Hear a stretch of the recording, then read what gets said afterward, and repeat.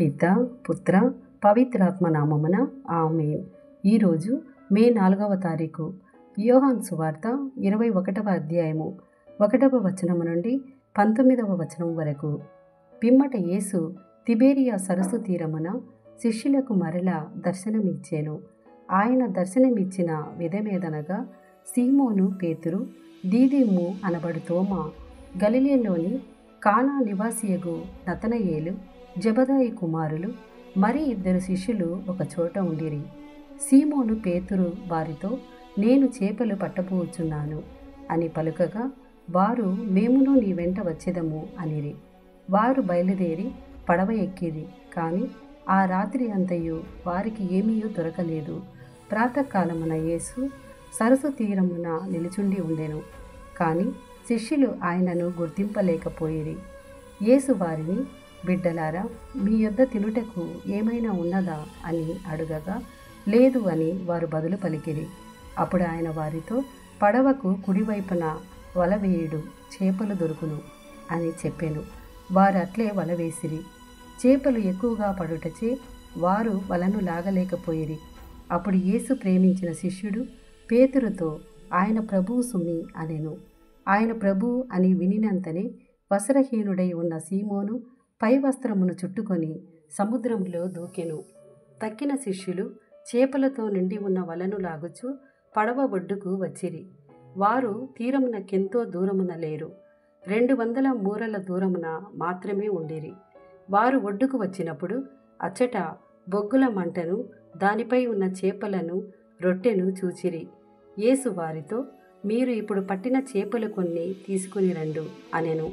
సీమోను పేతురు పడవనెక్కి 153 పెద్ద చేపలతో నిండిన వలను ఒడ్డుకు లాగెను.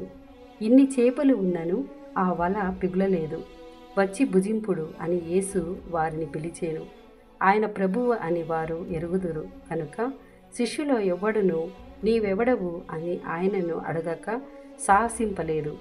యేసు వచ్చి రొట్టెను తీసుకొని వారికి పంచిపెట్టెను.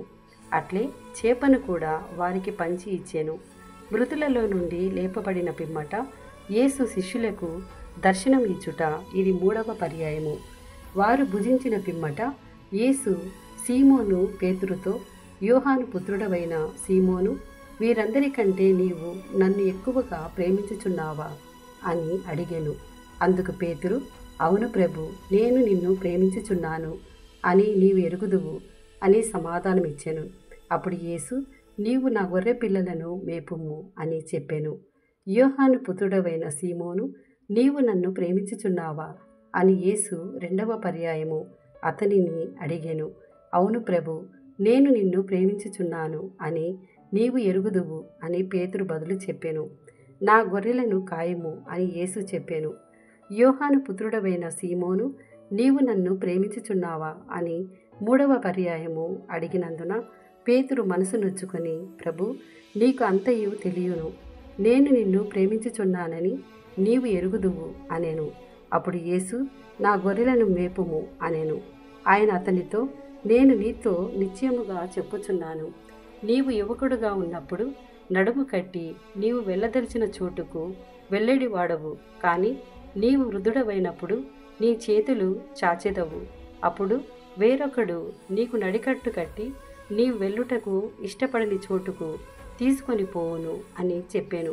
పేతురు ఎట్టి మరణములో దేవుని మహిమ పరపనున్నాడో సూచించుటకు ఆయన ఇట్లు పలికి, నన్ను వెంబడించమని అతనితో అనెను.